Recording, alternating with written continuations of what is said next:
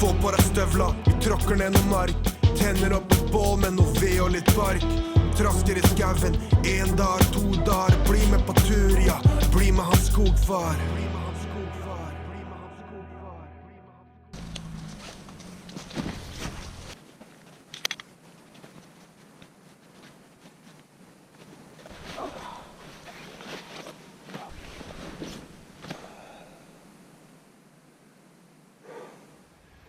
Hei, jeg Tor.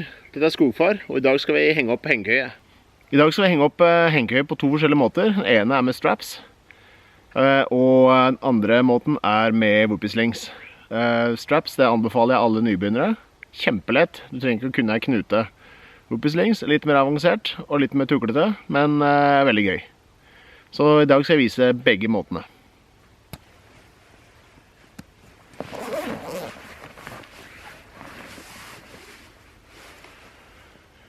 Jeg skal vise med enokøya mi. Den skal henge opp med straps. Det er sånne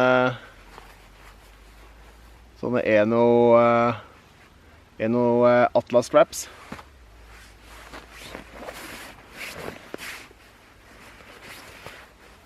Etterpå skal jeg vise Dovrefjell køya mi, og henge opp med whoopieslings. Da begynner vi med Eno strapsa. Det som er kjekt med de, er at de har ikke noe særlig, det er ikke noe skill. Det er bare et langt tau med masse sånne løkker i. Kjempekjekt. Så det eneste du trenger å gjøre, er å klare å putte hendene dine rundt et tre, og putte de inn i hverandre sånn. Perfekt. Trikset er å gjøre det litt høyt oppe på treet.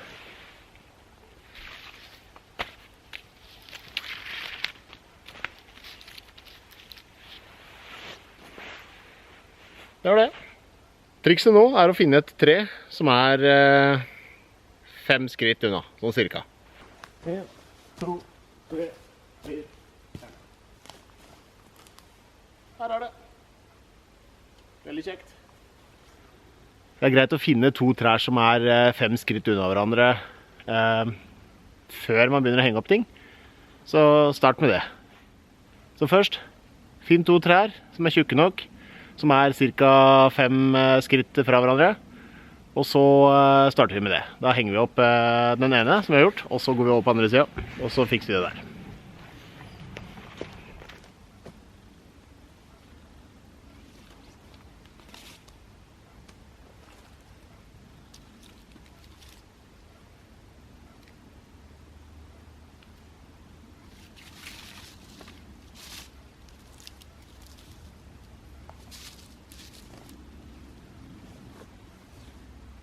Da er det frem med køya.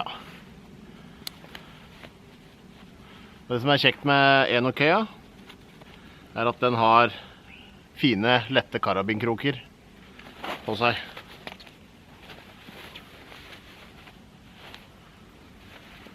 Karabinkrok. Så tar man Atlas-strappen, som den heter, hekter den fast.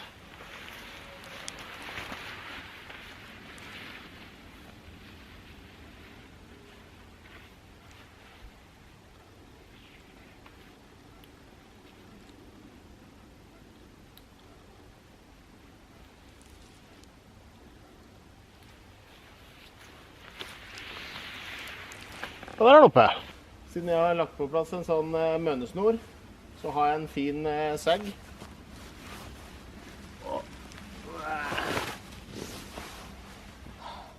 Perfekt. Smikk smukk, så er køya oppe.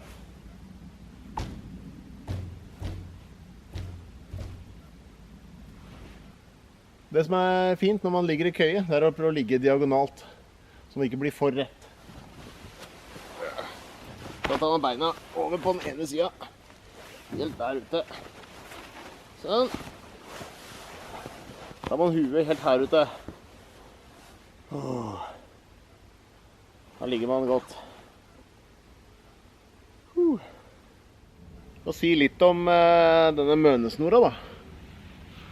Den her på en måte holder hengekøya sammen sånn at det blir en slags bue sånn at ikke den blir kjempestram. Hvis ikke den her er her, så blir den på en måte mye mer rettere, og da er det vanskelig å ligge diagonalt. Og mønesnor, det tror jeg du kan se videre på her oppe. Så nå skal vi ta oss og henge opp den andre køya på den andre måten, og se hvordan det blir. Det var ikke så vanskelig å henge opp køye. Det er ganske greit. Det er så mye lettere enn telt, synes jeg da. Og så mye mer behagelig. Men, alt til sin tid. Så da tenker jeg å finne... Ja, vi er tilbake igjen i Bråkeland.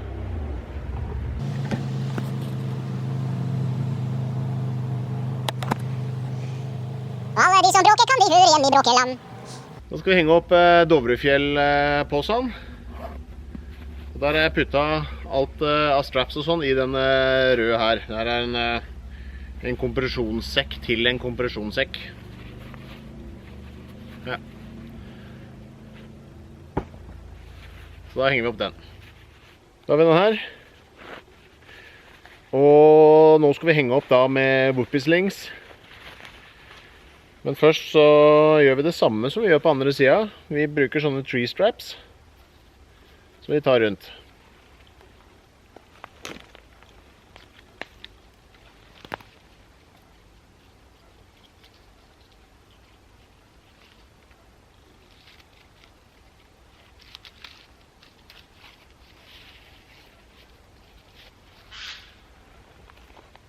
Sånn. Og så har vi en sånn toggle. Det er bare hekte på plass her.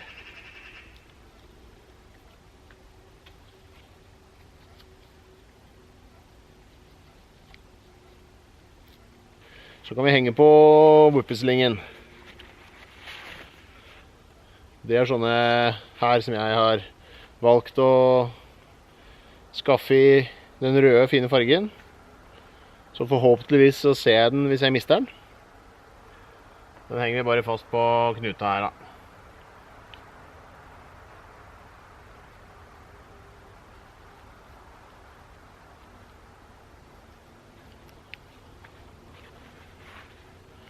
Og så går vi over på andre siden.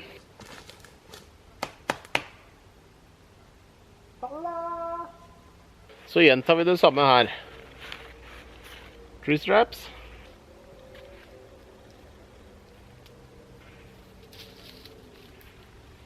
Sånn. Tar vi den knuta.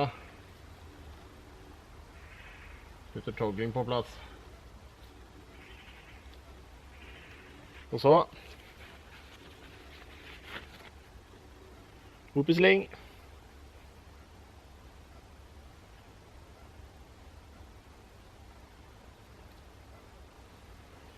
Henger den på knuta. Så har vi klart å henge opp køya. Sånne poser er greit å putte i lomma.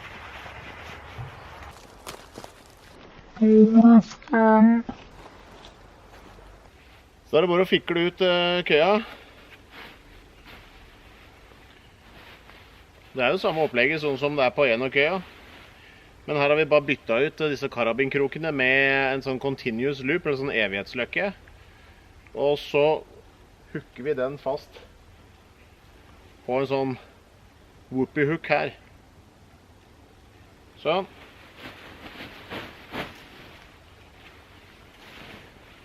Så går vi over på andre siden, så gjør vi det samme der.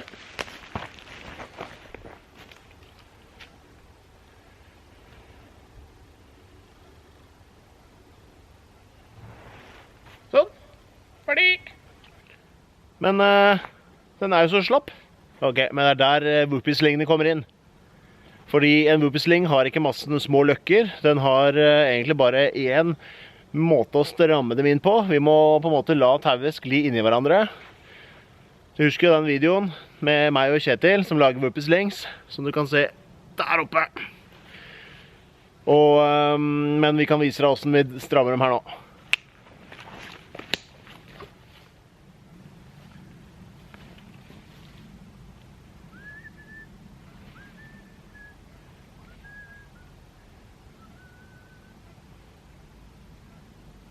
Smelke!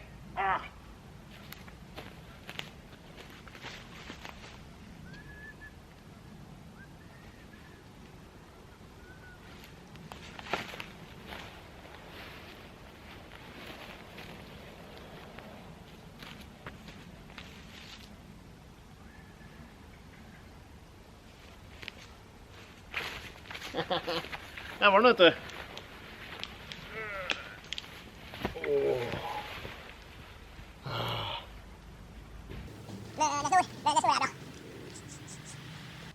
Her har vi den nye, med sin sag, på grunn av mønesnora.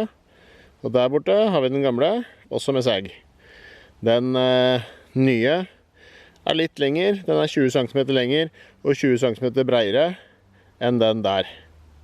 Og på grunn av at den ser så liten ut i forhold til den, er på grunn av at den er langt unna, og den er nærme, ikke sant? Da skal jeg prøve å bruke dette GoPro Hero 5-kamera, og få filmet litt mer nøye hvordan Whoopie Slings, hvordan de henger opp nå, og så hvordan den der strammemekanismen som du så jeg bare heiste opp hengekøya, hvordan den funker. Her har vi en sånn sak som vi tar også hekter tauet på. Greit at den der på en måte er så langt borti her som mulig da, når man drar. Hvis den er her borte, så får den veldig mye stress på den der. Så vi lar den være helt her borte. Kanskje jeg skal finne ut hva den heter en gang for alle.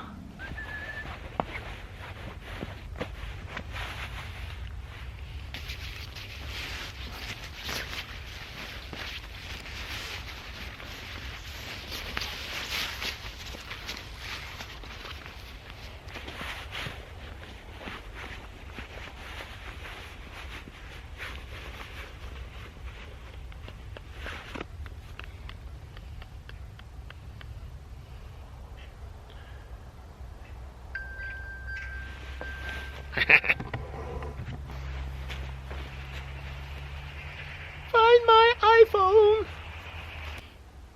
Skal vi se hva den saken heter da. Da får jeg gå inn på Dutch Wear Gear. Dutch Wear Gear. Og så ser vi greier der. En meny. Og vi har hammocks. Vi har suspension. Noe som heter hardware her. Der fant jeg en. Titanium Dutch Clips. Det er greit å ha navnet sitt på klipsa, da vet du det. Dutch Clips. Så da er det greit at den Dutch Clippen henger liksom litt til den siden der, så den tråden her blir rett. Så ikke det blir alt for mye stress på selve Dutch Clippen. I titan da. Så den skal veie lite. Og så går den over hit. Her har vi da knyttet en knute og puttet bare en sånn titan-toggle igjennom.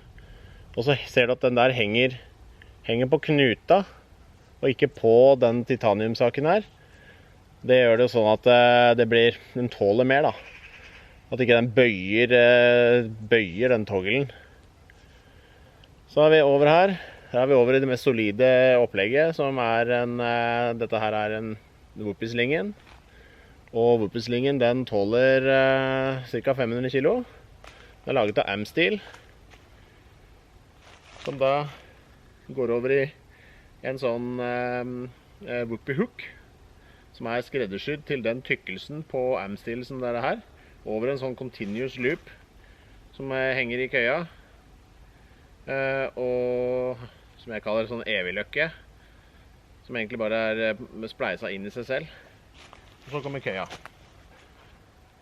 Så har vi over en ny knute med en toggle, Så da er jeg oppe i treet her med en dutchklipp rundt et tre. Så der har vi hele greia. Det er litt mer stæsj. Og det som er greia her da, med det som er her, den her går jo ned i seg selv. Og bortover hele her, og så kommer den ut igjen der. Så hele den her er jo en sånn bury. Så det vil si at den er inne i seg selv. Så når man strammer her, i den tråden der, så strammer man opp den der i midten. Drar man der, så strammer man opp køya.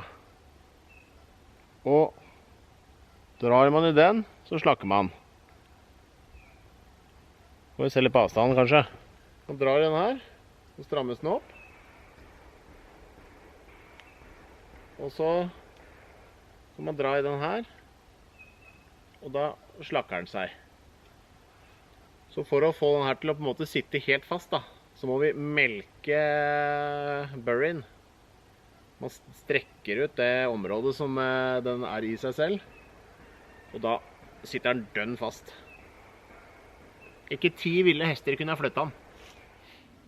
Så det vi har vært gjennom i dag da, det er at når vi har hengt opp 2 køyer, den ene har vi brukt Atlas straps, disse her. Det var jo ganske mye enklere. Det er bare smikk-smukk.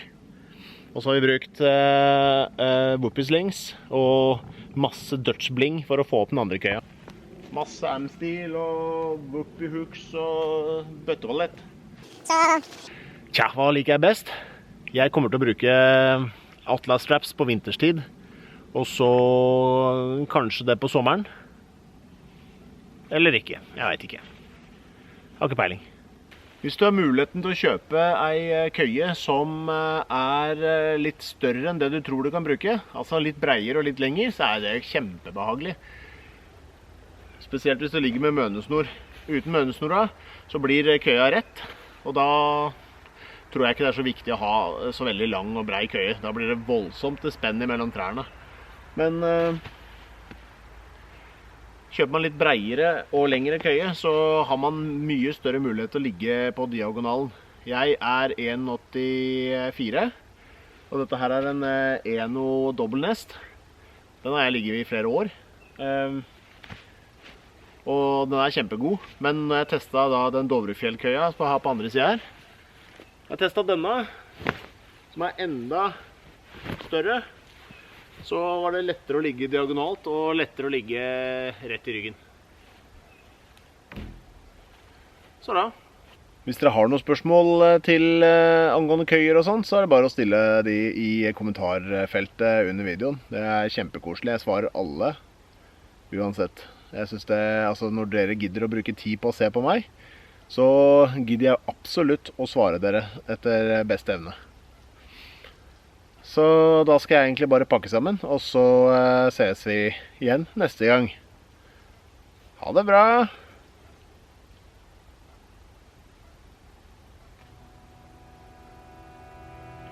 Få på deg støvla, vi tråkker ned noe mark. Tenner opp et bål med noe ved og litt bark. Trasker i skaven, 1 dag, 2 dager. Bli med på tur, ja, bli med hans skogfar.